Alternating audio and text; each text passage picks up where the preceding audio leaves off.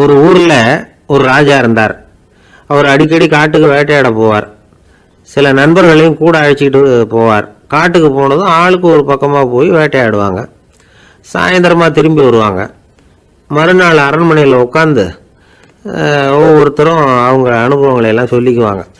அவங்க வீரத்துக்கு தகுந்த மாதிரி பரிசை அந்த ராஜா கொடுப்பார். இது மாதிரி ஒரு தடவை எல்லாரும் வேட்டைக்கு போயிட்டு திரும்பி வந்ததும் உட்காந்து பேச ஆரம்பிச்சிருக்கிறாங்க. ஒருத்தன் சொன்னான், தன்னுடைய வீர செயலை பற்றி அளக்க ஆரம்பிச்சிட்டான். ஏன்னா அதுக்கு பரிசு கிடைக்க போகுதில்ல. அதனால் அவன் என்ன சொன்னான் தெரியுமா? அரசே, நேற்றுக்கு காட்டில் என்னாச்சு தெரியுமா? எனக்கு நேராக ஒரு சிங்கம் வாயை திறந்துக்கிட்டு வந்துட்டுது. நான் பயப்படவே இல்லை. உடனே ஒரு கல்லை எடுத்து குறி பார்த்து வீசினேன். சிங்கத்து வாய்க்குள்ளே போய் அந்த கல் மாட்டிக்கிட்டுது. அவ்வளவுதான். அந்த சிங்கம் என்னை பார்த்துட்டு பயந்துட்டு ஒரே ஓட்டமாக திரும்பி ஓடி போயிட்டுது அப்படின்னா. ஆஹா பலே அப்படின்னு எல்லாரும் கை தட்டினாங்க. ரெண்டாவது ஆள் ஒருத்தன் எழுந்திரிச்சான். அவன் சொல்ல ஆரம்பித்தான், அரசே, நான் போன வழியில் 2 பெரிய மலைப்பாம்பு கிடந்தது. என்னை முழுங்கிறதுக்கு வந்தது. நான் என்ன பண்ணேன் தெரியுமா? அந்த 2 பாம்போட வாலையும் ஒன்றா சேர்த்து முடிச்சு போட்டுட்டேன். அவ்வளவுதான். அது அங்கே இழுக்க இது இங்கே இழுக்க முடிச்சு நல்லா இறுகி போட்டுது அப்படின்றான். ஆஹா அற்புதம்னு சொல்லி எல்லாரும் கை தட்டினாங்களாம். அடுத்தபடியாக 3வது ஆள் ஒருத்தன் வந்தான். அவன் சொல்ல ஆரம்பித்தான், மன்னா, நான் போன பாதையில் குறுக்க ஒரு ஆறு. அதில் இறங்கி குளித்தேன். யாரோ காலை பிடிச்சி இழுக்கிறது மாதிரி இருந்தது. திரும்பி பார்த்தா ஒரு பெரிய முதலை. நான் உடனே அப்படியே ஒரு துள்ளல் துள்ளி அது முழுதில் போய் உக்காந்துக்கிட்டேன். அதை அப்படியே கரைக்கு நீந்த வச்சேன். கரைக்கு வந்து சேர்ந்ததும் அப்படியே ஒரே துள்ளி குதித்து கரைக்கு வந்துட்டேன் அப்படின்றான். அவன் தன்னுடைய வீரத்தை அப்படி சொல்லியிருக்கான். அடடா எப்பேற்பட்ட வீரம் அப்படின்னு எல்லாரும் கை தட்டினாங்களாம். 4வது ஆள் எழுந்திரிச்சான். மன்னா, நான் போன இடத்துல ஒரு கரடி வந்து என்னை துரத்த ஆரம்பிச்சுட்டுது. நான் ஒரு மலை உச்சிக்கு வந்துட்டேன். அதுக்கப்புறம் ஒரு அடி எடுத்து வச்சாலும் அதில் பாதாளத்தில் விழ வேண்டியது தான். அந்த நேரம் பார்த்து ஒரு பெரிய ராட்சச கழுகு அந்த பக்கமாக பறந்து வந்தது. நான் உடனே அப்படியே உயர எழும்பி அந்த கழுகோட காலை பிடிச்சிக்கிட்டேன். அப்படியே தொங்கிக்கிட்டே வந்தேன். ஒரு நல்ல இடம் வந்தது, தொப்புன்னு கீழே குதிச்சு நடந்து வந்துட்டேன்னா. இதுக்கும் எல்லாரும் கை தட்டுறாங்க. கடைசியாக ஒரு ஆள் எழுந்திரிச்சான். அரசே, நான் வந்து போன வழியில் ஒரு பெரிய யானை குறுக்க வந்தது. பயங்கரமாக சத்தம் போட்டுக்கிட்டே வந்தது. நான் பயந்து ஓடலை. உடனே என்ன பண்ணேன் தெரியுமா? அந்த யானையோட வாலை பிடிச்சி தூக்கினேன். தலைக்கு மேலே தூக்கி கரன்னு சுற்றினேன். வேகமாக சுற்றி வீசி எறிஞ்சேன். அவ்வளவுதான். அதே ஸ்பீடில் அந்த யானை மேலே போக ஆரம்பிச்சுட்டுது. இன்னும் கூட அது போய்கிட்டே தான் இருக்குது, கீழே விழவே இல்லைன்னா. இதை கேட்டதும் ராஜாவுக்கு கோபம் வந்துட்டுது. என்ன முட்டாள்னு நினச்சிக்கிட்டு பேசுறியா? யானையை வந்து நீ வாழை பிடிச்சி தூக்குன, அதை நான் நம்பணுமா அப்படின்னார். உடனே இவன் பணிவாக பதில் சொன்னான், அரசே, ஒரு சிங்கத்து வாயில் கல் மாட்டிக்கிட்டதை நம்புறீங்க, மலைப்பாம்பு வாழை பிடிச்சி முடிச்சு போட்டதை நம்புறீங்க, முதல்ல முதுகில் சவாரி பண்ணதையும் நம்புறீங்க, கழுகு காலை பிடிச்சிக்கிட்டு பறக்கிறதையும் நம்புறீங்க. அப்படி நம்புறப்ப நான் சொன்னதை மட்டும் நம்பக்கூடாதா அப்படின்னு கேட்டானான். பொய் சொன்னவங்கெல்லாம் தலையை தொங்க போட்டுக்கிட்டாங்களாம். ராஜா அவங்கள பார்த்து சொன்னாராம், நீங்கள் எல்லாரும் என்னை முட்டாளாக்கி இருக்கிறீங்க. கடைசியாக பேசின இவன் தான் எனக்கு உண்மை எது பொய் எதுங்கிறத புரிய வச்சிருக்கிறான். இவன் தான் உண்மையான தைரியசாலி அப்படின்னு சொல்லி அவனுக்கே பரிசையெல்லாம் கொடுத்து பாராட்டினாராம். இப்படி ஒரு கதை. உண்மையை நிலைநாட்டுகிறவன் தான் உண்மையான வீரன் அப்படிங்கிறத இதிலிருந்து நாம் புரிஞ்சுக்கணும். இந்த காலத்துல எல்லாம் பொய் சொன்னாதான் பிழைக்க முடியுங்கிறது ஒரு சில பேரோட நம்பிக்கை. ஒரு அப்பாவுக்கு தன் மகனுக்கு பொய் சொல்ல தெரியலையேங்கிற கவலை. பொய் சொன்னாதான் இந்த உலகத்தில் பிழைக்கலாம், ஆனால் இவனுக்கு அது தெரியலையே, அதனால் இவனை அழைச்சிட்டு போய் நடுக்கடலில் விட்டுட்டு வந்துடுவோம் அப்படின்னு அழைச்சிட்டு புறப்பட்டான். கடற்கரைக்கு போனான். மகனுக்கு சந்தேகம், எங்கேப்பா என்னை அழைச்சிட்டு போகிறேன்னு கேட்டிருக்கான். கடலில் மீன் பிடிக்க கற்றுக் கொடுக்க போகிறேன் உனக்கு அப்படின்னானா. நான் ஏற்கனவே மீன் பிடிச்சிட்டேனேன்னானா இவன் மகன். எங்கே அதுன்னு கேட்டிருக்கான். அப்பங்காரன். சுட்டு சாப்பிட்டுட்டேன் இருக்கான் புள்ள. அப்பங்காரன் பார்த்தான், சரி நம்ம புள்ள பொழைச்சிக்கோ அப்படின்னு சொல்லி திருப்பி அழைச்சிட்டு வந்துட்டானா. இணை புரியாத 2 நண்பர்கள் இருந்தாங்களாம். 2 பேரும் விடாமல் சிகரெட்டு குடிக்கிறவங்க. அதில் ஒருத்தன் செத்து போட்டான். இன்னொருத்தன் அதுக்கப்புறம் 2 சிகரெட்டாக குடிக்க ஆரம்பித்தானா. ஏன் இப்படி பண்ணுறேன்னு கேட்டிருக்காங்க. நான் ஒரு சிகரெட்டு தான் குடிக்கிறேன், செத்து போன என்னுடைய ஃப்ரெண்டு இருக்கானே செத்து போனவன், அவனுக்காக இன்னொரு சிகரெட்டு குடிக்கிறேன் அப்படின்னு நானா. இது ரொம்ப ஆபத்து, விட்டுடு அப்படின்னு சொல்லியிருக்காங்க. சரின்னு ஒத்துக்கிட்டான். ஆனால் அதுக்கப்புறமும் ஒரு சிகரெட் வீதமாக குடிச்சிக்கிட்டே இருந்தான். சிகரெட்டு பழக்கத்தை நீ இன்னும் விடலையான்னு கேட்டாங்களாம். அந்த பழக்கத்தை நான் எப்போ விட்டுட்டேன், இப்போ நான் குடிக்கிறது என் ஃப்ரெண்டுக்காக அப்படின்னு நானா. இவங்கெல்லாம் எப்படி திருந்துறது? பந்திக்கு முந்தர ஆசாமிகள் நம்மள பல பேர் உண்டு. அப்படி முந்தறதுக்கு கூட முயற்சி பண்ணுறவங்க நிறைய பேர் இருக்கிறாங்க. இதில் என்ன ஒரு விஷயம்னா, பந்திக்கு முந்துறது கூட தப்பு இல்லை. ஆனால் அப்படி ஒரு விருந்தில் ஆளாக போய் உட்காந்து சாப்பிட்டா கூட வெளியில் வர்றப்ப என்ன பெரிய விருந்து வச்சுட்டான், சாம்பாரில் உப்பு இல்லை, ரசத்தில் காரம் இல்லை அப்படின்னு குறை சொல்லிகிட்டே வர்றது இருக்கு பாருங்கள். அது சரியில்லை, நாகரிகமும் இல்லை. கல்யாண பத்திரிகையில் என்ன போட்டிருக்குது, என் பொண்ணுக்கும் இன்னார் பையனுக்கும் கல்யாணம், எல்லாரும் குடும்பத்தோடு வந்திருந்து மணமக்கள் வந்து ஆசீர்வதிக்கணும், இப்படி தானே போட்டிருக்கோம். குடும்பத்தோடு வந்து விருந்து சாப்பிட்டு சாப்பாடு எப்படி இருக்குன்னு அபிப்பிராயம் சொல்லிவிட்டு போங்க அப்படின்னா போட்டிருக்கு கல்யாண பத்திரிகையில். ஒருத்தர் வீட்டு விசேஷத்துக்கு போயிருக்கோம்னா எவ்வளவோ அசௌகரியங்கள் நமக்கு ஏற்படலாம். ஏராளமான கூட்டம் வந்திருக்கும். எல்லாரையும் அவங்க வந்து தனித்தனியாக கவனிச்சிக்கிட்டு இருக்க முடியாது. நாம தான் அனுசரித்து நடந்துக்கணும். நாமளாக போய் வாழ்த்த வேண்டியவங்களை வாழ்த்தி விட்டு வந்து சேரணும். அதை விட்டுட்டு பத்திரிக்கை கொடுத்தானேன்னு போனேன், கவனிப்பே சரியில்லை அப்படின்னு புலம்பிக்கிட்டு இருக்கக்கூடாது. ஒரு விருந்துக்கு போனால் அங்கே எப்படி நடந்துக்கணும் அப்படிங்கிறத பற்றி கூட அனுபவசாலிகள் சில விவரங்கள்லாம் சொல்லியிருக்கிறாங்க. இந்த காலத்தில் கல்யாணம், பிறந்த நாள், அது இதுன்னு நிறைய விருந்துகள் நடக்குது. அதெல்லாம் எதுக்காக? மனித உறவுகளை வளர்த்துக்கிறதுக்காக தான், வேற எதுக்கு? ஒரு விருந்துக்கு போனால் அமைதியாக பொறுமையாக போய் உட்காரணும். அடித்து பிடிச்சிக்கிட்டு இடத்த பிடிக்க போகிறேன் அப்படின்னு நிற்கக்கூடாது. முதல் பந்தி நடந்துக்கிட்டு இருந்தால் அது முடிஞ்சு இலை எடுத்து சுத்தம் பண்ணதுக்கு அப்புறம் போய் உட்கார்றது தான் நாகரீகம். இலை எடுக்கிறதுக்கு முன்னாடியே அங்கே போய் உட்காந்தா நல்லா இருக்காது. நீங்கள் சாப்பிட்டுட்டு உட்காந்துருக்கீங்களா, சாப்பிட்றதுக்கு உட்காந்துருக்கீங்களா, பார்க்குறவங்களுக்கு சந்தேகம் வந்துடும். அதே மாதிரி இலையில எல்லா ஐட்டமும் பரிமாறினதுக்கு அப்புறம் சாப்பிட ஆரம்பிக்கணும். ஒவ்வொரு ஐட்டமாக வைக்க வைக்க நாம் பாட்டுக்கு எடுத்து உள்ளே தள்ளிகிட்டே இருந்தோம்னா எதை வச்சோம் எதை வைக்கலன்னு பரிமாறினவரே குழம்பி போயிடுவார்.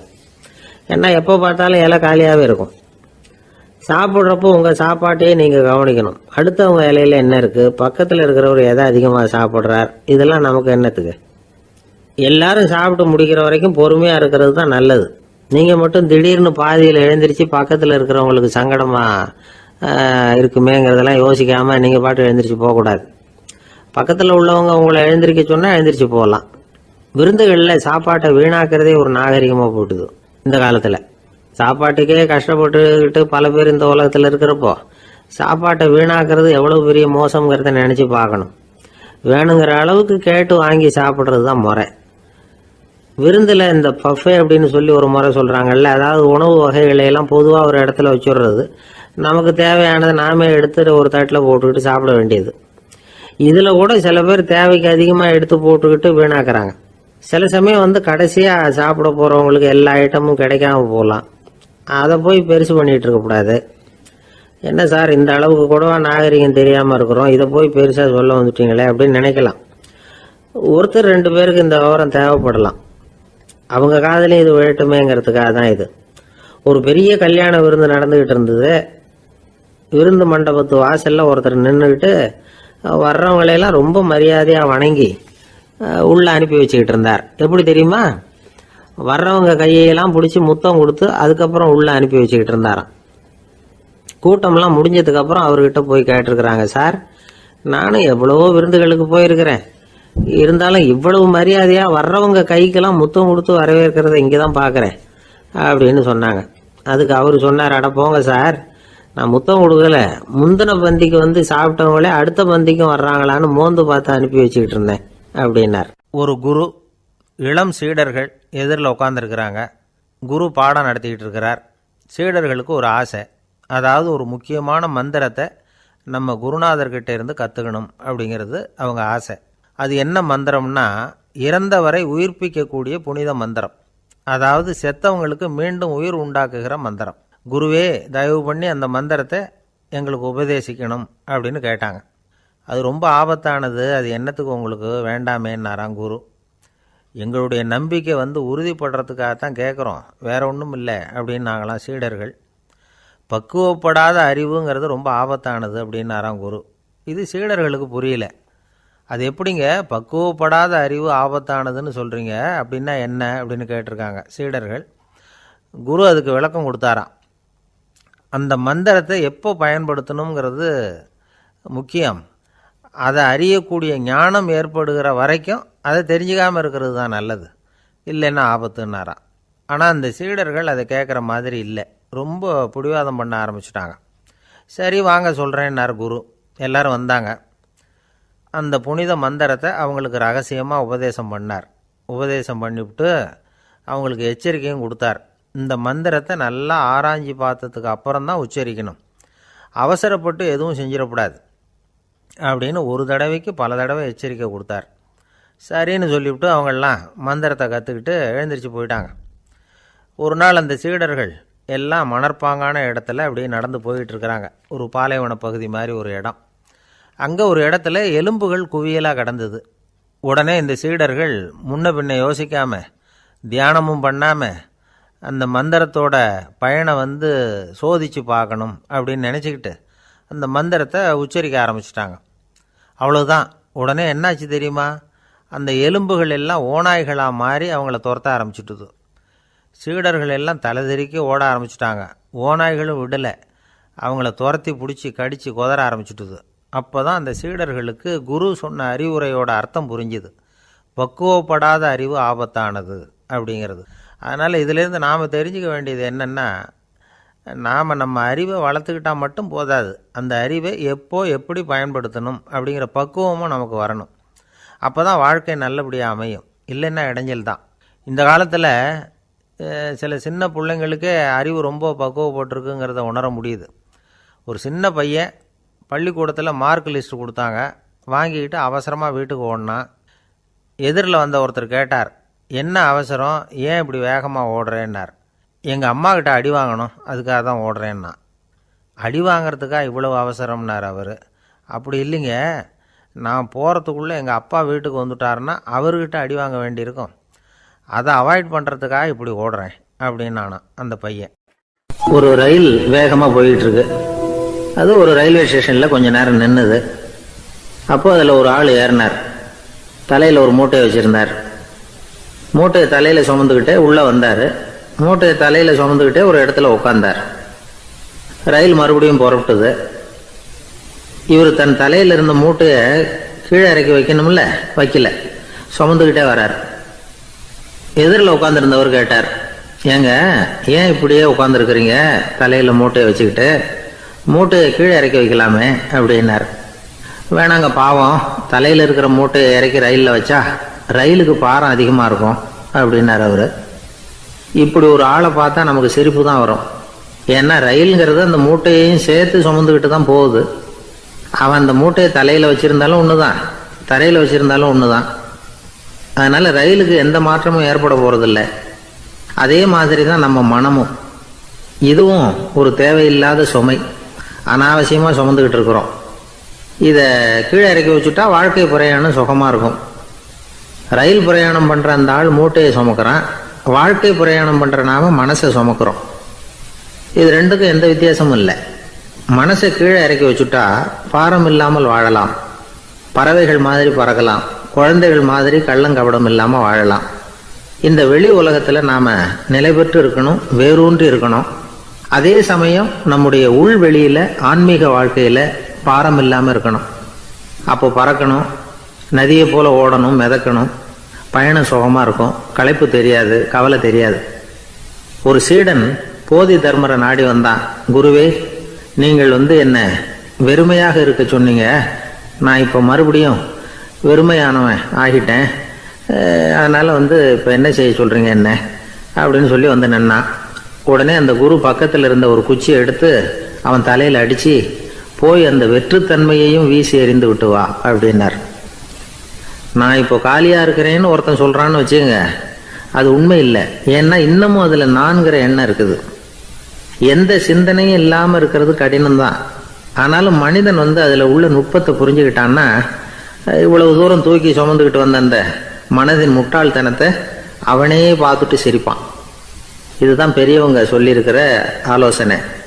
நம்மால் ஒருத்தன் தலையில் ஒரு பெரிய மூங்கில் கூடையோட ரயிலில் உட்கார்ந்தான். கூடை தலையில் இருந்தது, கீழே இறக்கி வைக்கல. எதிரில் இருந்தவர் கேட்டார், ஏங்க எதுக்காக அதை அனாவசியமாக சுமந்துக்கிட்டே இருக்கீங்க, கீழே இறக்கி வைங்களேன்னார்.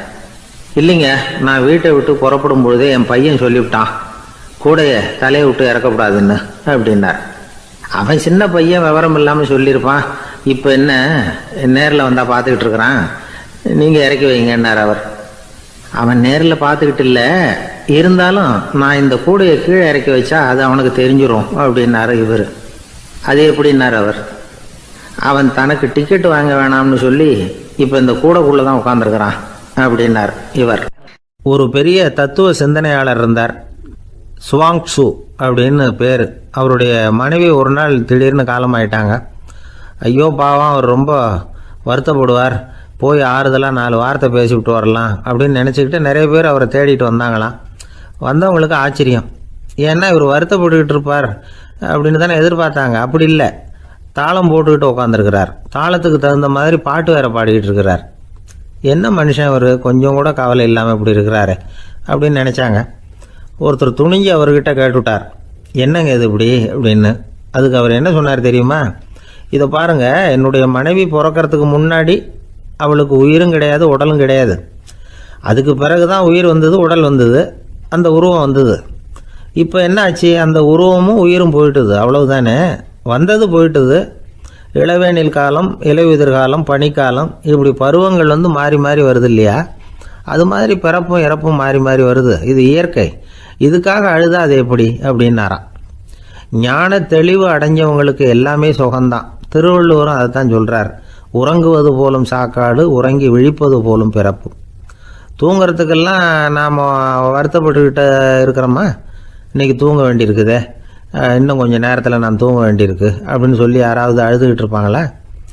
அதனால் இந்த உலக வாழ்க்கையினுடைய இயல்பை யதார்த்தத்தை நாம் தெளிவாக புரிஞ்சுக்கணும். அப்படி புரிஞ்சுக்கிட்டால் நாம் கவலை இல்லாமல் வாழ முடியும். ஒரு வயசான தாத்தா பாட்டி 60 வருஷத்துக்கு முன்னாடி அவங்களுக்கு கல்யாணம் ஆச்சு, ஒன்றாவே வாழ்ந்தாங்க, ஒன்றாவே இறந்து போனாங்க. இப்போ அவங்க 2 பேரும் சொர்க்கத்துக்கு போய் சேர்ந்தாங்க. அங்கே எல்லா வசதியும் இருந்தது. ஒரு பெரிய பங்களாவே இவங்களுக்கு ஒதுக்கி கொடுத்தாங்களாம். இதுக்கு எவ்வளவு வாடகைன்னு கேட்டார் தாத்தா. வாடகையெல்லாம் கிடையாது, இலவசம் அப்படின்னார் அங்கே இருந்தவர். அந்த வீட்டுக்கு பின்னாடி ஒரு பெரிய புல்வெளி இருந்தது. இதில் விளையாட ஏதாவது கட்டணம் உண்டான்னு கேட்டிருக்கார் தாத்தா. அதெல்லாம் ஒன்றும் கிடையாது, பணம்லாம் கட்ட வேண்டியதில்லை அப்படின்னார் அவர். பக்கத்தில் ஹோட்டல் மாதிரி ஒரு பெரிய கட்டடம், உள்ள சாப்பாட்டு மேஜைகள், அது மேலே விதவிதமான பலகாரங்கள். சாப்பாட்டுக்கெல்லாம் எவ்வளவு அப்படின்னு விசாரிச்சாராம் தாத்தா. அதுதான் சொன்னேனே, இங்கே எல்லாமே இலவசம்தான், எது வேணும்னாலும் சாப்பிட்லாம், எவ்வளவு வேணும்னாலும் சாப்பிட்லாம் அப்படின்னாராம். நீங்கள் சொல்கிறீங்க அப்படி, ஆனால் நான் சர்க்கரை சேர்த்துக்கக்கூடாது, உப்பு சேர்த்துக்கக்கூடாது, பாட்டி கையால் எப்பவும் பத்திய சாப்பாடு தான் அப்படின்னாராம் தாத்தா. இதை பாருங்கள், இங்கே உங்களுக்கு அந்த கவலையும் வேண்டியதில்லை.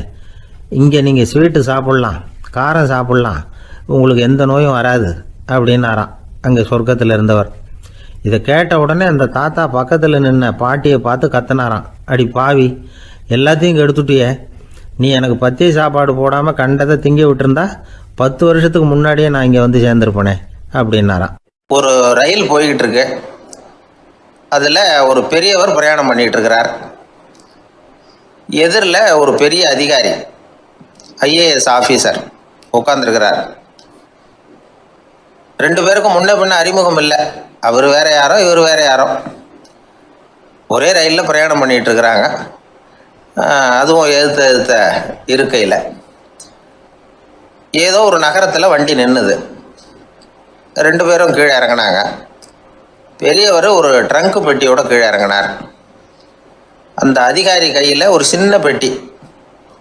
அவர் அந்த சின்ன பெட்டியை கீழே வச்சுட்டு கூலி கூலின்னு கத்திக்கிட்டு இருந்தார். இந்த பெரியவர் பார்த்தார், ஐயா இந்த பெட்டி மட்டும்தானா, இல்லை இன்னும் ஏதாவது இருக்குதா அப்படின்னு விசாரித்தார். இப்போ அதிகாரி சொன்னார், இல்லைங்க இது மட்டும்தான் அப்படின்னு சொன்னார்.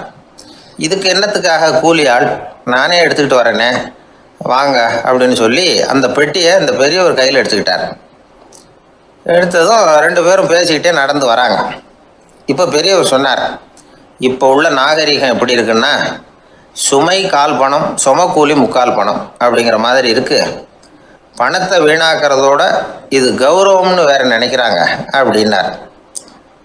அவர் சொல்கிறது சரிதான். 10 ரூபாய் மதிப்புள்ள ஒரு சுமையை 30 ரூபா கொடுத்து தூக்கிட்டு போவோம். நாமே அதை தூக்கினா நமக்கு கௌரவ குறைச்சல் அப்படின்னு நினைப்போம். இதுதான் நம்ம நிலைமை. ஆனால் அந்த பெரியவர் என்ன சொன்னார் தெரியுமா? நீங்கள் எங்கே போகணுமோ அது வரைக்கும் நானே இதை எடுத்துகிட்டு வரேன் அப்படின்னார். இந்த அதிகாரி பக்கத்தில் உள்ள ஒரு ஹோட்டல் வரைக்கும் போனார். பெரியவரும் அங்கே கொண்டுட்டு போய் பெட்டியை வச்சார். உடனே அந்த பெரிய அதிகாரி அவருக்கு பணம் கொடுக்கறதுக்காக பர்ஸை எடுத்தார். உடனே இவர், ஐயா எனக்கு கூலி எதுவும் வேணாம், உங்களுக்கு சேவை செய்கிறது என்னுடைய கடமை, நான் இந்த சேவையை செய்தது பணத்துக்காக இல்லை அன்புக்காக அப்படின்னு சொல்லிவிட்டார். அதுக்கப்புறம் அவர் நன்றினார். 2 பேரும் பிரிஞ்சுட்டாங்க. இது முடிஞ்சது. அன்னைக்கு சாயந்தரம் அங்கே ஒரு பெரிய கூட்டம் நடக்குது. இந்த அதிகாரியும் அந்த கூட்டத்துக்கு போகிறார்.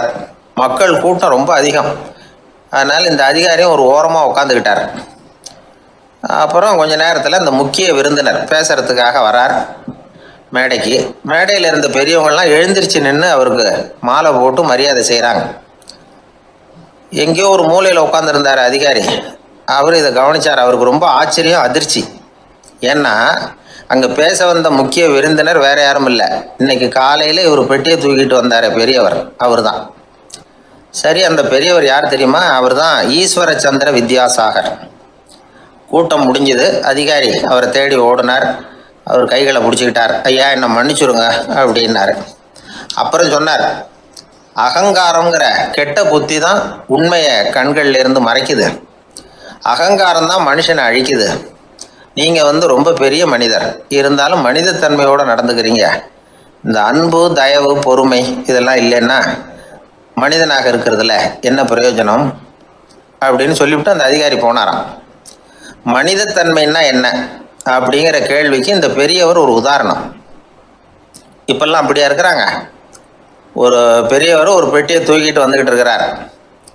ஒரு இளைஞன் ஓடி வந்தான். கொடுங்க சார், நான் தூக்கிட்டு வரேன்னா. கொடுத்தார். வாங்கி தலையில் வச்சுக்கிட்டான். அப்புறம் சொன்னான், அடுத்தவங்க சிரமப்படக்கூடாதுங்கிறது என்னுடைய கொள்கை அப்படின்னா. அது நல்லது தான்னார் அவர். கடைசியில் பெட்டியை கொடுத்தான். வாங்கிக்கிட்டு பர்ஸை திறந்தார் பணம் கொடுக்கறதுக்காக.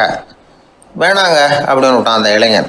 ஏன்னார், நான் சொன்னேன் அடுத்தவங்க சிரமப்படக்கூடாதுங்கிறது என்னுடைய கொள்கைன்னு, அதனால் உங்களுக்கு சிரமம் கொடுக்கக்கூடாதுங்கிறதுக்காக வரும்பொழுது நானே உங்கள் பர்ஸை எடுத்து வேணுங்கிற பணத்தை எடுத்துக்கிட்டு திருப்பி உங்கள் பாக்கெட்லேயே போட்டுட்டேன் அப்படின்னா. இப்படி இருக்குது இந்த காலம். அதனால் வாழ்க்கையில் அன்பு, தயவு, பொறுமை இதெல்லாம் ரொம்ப அவசியம் அப்படிங்கிறத நாம் புரிஞ்சுக்கணும். ஒருத்தரை பார்த்து உன்னுடைய நண்பர்கள் யார் அப்படின்னு ஒரு கேள்வி கேட்டு பாருங்க. கொஞ்சம் யோசித்து பதில் சொல்லுவாங்க. அவங்கக்கிட்டேயே உன்னுடைய எதிரிகள் யார் அப்படின்னு கேளுங்க, கடகடன்னு ஒப்பிச்சிருவாங்க. நம்ம மனசு இருக்க அது எப்படின்னா, நம்ம நண்பர்களை விட எதிரிகளை அது நல்லா ஞாபகத்தில் வச்சுக்கும். இது ஒரு ஆச்சரியமான உண்மை. உங்களால் நண்பர்களை மறந்துட முடியும், ஆனால் எதிரிகளை மறந்துட முடியாது. இது ஒரு வேடிக்கையான நிலைமை தான். அழகான தருணங்களை நாம் ஏன் மறந்துடுறோம்? இது இயற்கை. ஏன்னா நம்ம மனசு மலர்களை கவனிக்கிறதில்ல, அதில் இருக்கிற முள்ளை தான் கவனிக்குது. தன்னை காயப்படுத்துகிற எதையும் அது உடனே கண்டுகொள்ளுது. ஒரு தெளிந்த சிந்தனையுடைய மனசு மிக அழகாக உள்ள எல்லாத்தையும் கவனிக்கும். அது நன்றியுடன் உணரக்கூடிய எல்லாத்தையும் பார்த்து குறிச்சிக்கும். இப்படிப்பட்டவங்க வாழ்க்கை இயல்பாகவே நல்லா அமையும். அது ரொம்ப அபூர்வம். மனசில் உள்ள ஒரு சிறிய அமைப்பை மாற்றுவதை பொறுத்து தான் இந்த விஷயம் அப்படிங்கிறார் ஓஷோ. ஒரு யூத கோவில் இருந்து தான், அது யூதர்களின் மடமாகவும் இருந்தது. அங்கே ஒரு தலைமை குரு, அவர் ரொம்ப கண்டிப்பானவர். அந்த கோவிலை ஒட்டி ஒரு தோட்டம். ஒரு நாள் காலையில் அந்த தோட்டத்தில் 2 இளம் யூதர்கள் நடந்து போய்கிட்டு இருக்கிறாங்க. காலையில் 1 மணி நேரம், மாலையில் 1 மணி நேரம் அவங்க அந்த தோட்டத்தில் நடக்கிறதுக்கு அனுமதி உண்டு. மற்ற நேரங்களில் அவங்க மத புத்தகங்களை படிக்கணும், பிற விதிமுறைகளை கடைபிடிக்கணும். அந்த 2 பேருமே தொடர்ந்து புகைப்பிடிக்கிற பழக்கம் உள்ளவங்க. ஆனால் கோவில் மடத்தில் இருக்கிறப்போ அவங்க புகைப்பிடிக்க முடியாது, அது கடுமையான குற்றம். சரி, நாம் தோட்டத்தில் இருக்கிறப்போவாவது புகைப்பிடிக்கலாமா அப்படின்னு ஒரு ஆசை அவங்க 2 பேருக்குமே. இருந்தாலும் பயம். இப்படி கேட்டால் மத குரு என்ன சொல்லுவாரோ அல்லது என்ன செய்வாரோங்கிற பயம். இப்படியே கொஞ்ச நாள் ஆச்சு. ஒரு நாள் அந்த 2 பேரில் ஒருத்தன் ரொம்ப கலங்கி போய் அந்த கோவிலில் இருந்து வெளியில் வந்துக்கிட்டு இருந்தான். வந்தவன் நேராக தோட்டத்து பக்கம் போனான். அங்கே இன்னொருத்தன் ஆனந்தமாக புகை பிடிச்சிக்கிட்டு இருக்கிறான். அதை பார்த்து தான் இவனுக்கு அதிர்ச்சி. அட கடவுளே, என்ன இது, நீ கேட்காமலே ஆரம்பிச்சிட்டியா அப்படின்னா. இல்லை நான் கேட்டுவிட்டு தான் ஆரம்பிச்சிருக்கேன்னா அவன். அப்படியா, என்ன மனுஷன் இவர், நானும் தான் கேட்டேன், என்னை கண்ணாமுன்னான்னு திட்டி விட்டார். இது என்ன கோவிலா இல்லை நரகமா? உனக்கு புகை பிடிக்கணும்னு ஆசையாக இருந்தால் நரகத்துக்கு போகணும்னு சொல்லிவிட்டார். அது சரி, உன்னை மட்டும் எப்படி அனுமதிச்சார் அப்படின்னு கேட்டான் இவன். அவன் சிரிச்சுக்கிட்டே, நீ எப்படி கேட்ட சொல்லு அப்படின்னா.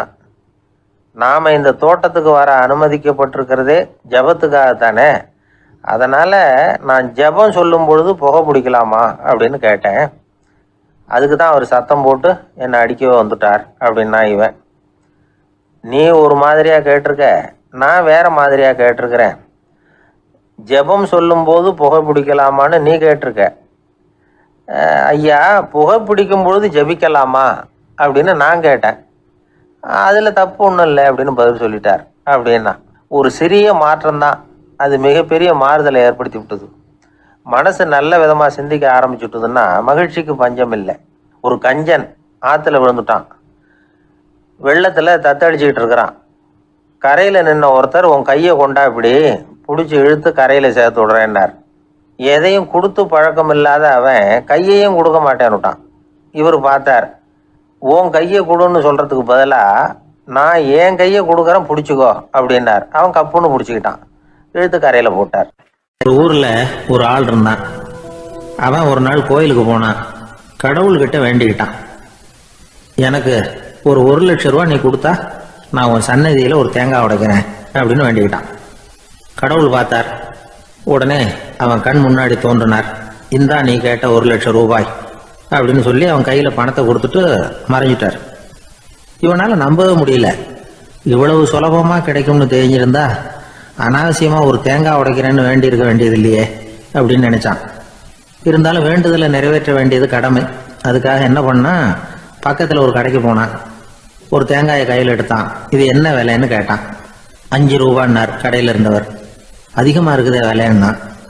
அப்படின்னா ஒன்று செய்யுங்க, அடுத்த ஊருக்கு போங்க, அங்கே தென்னந்தோப்பு அதிகம், அதனால் அங்கே இதை விட குறைஞ்ச விலைக்கு கிடைக்கும் அப்படின்னார். சரின்னு அடுத்த ஊருக்கு கிளம்புனான். அங்கே போய் விசாரித்தான். ஒரு தேங்காய் 3 ரூபாய் விலைன்னாங்க. இதுவும் அதிகமாக தெரியுதேன்னா. அப்படின்னா ஒன்று செய்ய, அதோ அந்த ஆற்று ஓரமாக ஒரு தென்னை மரம் இருக்கு பார், அதில் நீயே ஏறி பறிச்சுக்கோ, ஒரு தேங்காய்க்கு 1 ரூபா கொடுத்தா போதும் அப்படின்னார் அந்த தோப்புக்கு சொந்தக்காரர். இவனுக்கு மரம் ஏற தெரியாது, இருந்தாலும் ஆசை யார விட்டுது, விலை சல்லிசா இருக்குதே. ஆற்று ஓரம் போனால் தட்டு தடுமாறி அந்த மரத்தில் ஏறினா அந்த தென்னை மரம் வளைஞ்சி ஆற்று பக்கம் போய் அப்புறம் நிமிர்ந்து இருந்தது. அதாவது மரத்தின் உச்சி சரியா ஆற்றுக்கு நடுவில் இருந்தது. ஆற்றுல வெள்ளம் கரை புரண்டு ஓடிக்கிட்டு இருக்கு. இவன் கடவுள் கொடுத்த 1,00,000 ரூபாயை மடியில் வச்சு இறுக்கி கட்டிக்கிட்டான். உச்சிக்கு போய் காய் பறிக்கிற சமயத்தில் காற்றும் மழையும் பலமாக கலந்து அடிக்க ஆரம்பிச்சுட்டுது. கால் வழுக்கி விட்டுட்டுது. இவன் சடார்னு ஒரு தென்னை மட்டையை பிடிச்சிக்கிட்டு தொங்க ஆரம்பிச்சிட்டான். கீழே பயங்கரமான வெள்ளம், மடியில் 1,00,000 ரூபா பணம், என்ன செய்யறதுன்னு தவிக்கிறான்.